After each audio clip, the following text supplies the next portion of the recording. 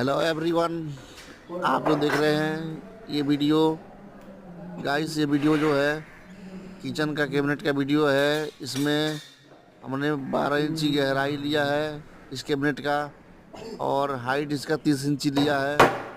और देखिए हम इस तरीके से कील से लगा रहे हैं। इसमें पहले 2-4 कील मार के इसको फंसा लेंगे इस तरीके से, फिर इसमें हम स्क्रू टाइट कर देंगे और ये हमारा बॉक्स तैयार हो जाएगा। आप देख सकते हैं वीडियो में, इस तरीके से हमारा 12 इंची का है और इसमें बीच में एक सेल्फ पड़ जाएगी सेंटर में और हमारा बॉक्स तैयार हो जाएगा।